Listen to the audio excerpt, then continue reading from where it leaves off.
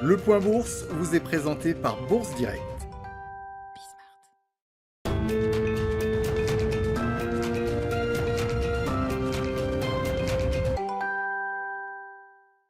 Bonjour à tous, la tendance est en légère hausse ce matin sur le CAC 40 au début de cette séance qui s'annonçait comme celle la plus suivie par les investisseurs de cette semaine. Le CAC 40 donc qui continue son rebond avant cette séance qui sera marquée par la prise de parole de Christine Lagarde, mais aussi et toujours par plusieurs publications d'entreprises et notamment celle de la révision des prévisions donc annuelles de Publicis. On commence donc par la prise de parole de Christine Lagarde qui s'exprimera à 14h30. La présidente de la BCE s'exprimera sur la nouvelle cible d'inflation donc de la Banque Centrale Européenne.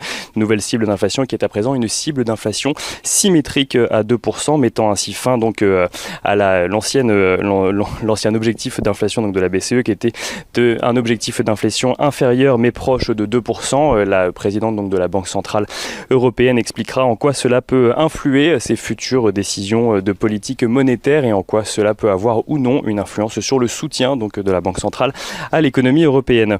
Mais les investisseurs donc suivent également les objectifs et notamment les résultats des entreprises. Aujourd'hui, on note que Publicis a relevé ses objectifs annuels après l'annonce d'un triplement de son bénéfice net semestriel à 414 millions d'euros.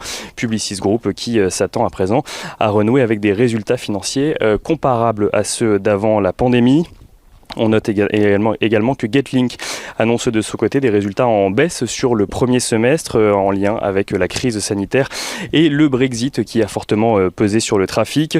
Sur donc les 6 premiers mois de l'année, les 2 premiers trimestres, Getlink a accusé une perte nette de 123 millions d'euros contre une perte de 79 millions d'euros au premier semestre 2020. On note que Ipsos a de son côté vu son bénéfice rebondir au premier semestre, l'activité de ses clients ayant accompagné le redressement de l'économie mondiale. Ipsos qui fait état d'un résultat net à 71 millions d'euros contre 1,3 million d'euros un an plus tôt. Et on finit avec Soitec qui confirme de son côté ses objectifs pour l'exercice 2021-2022.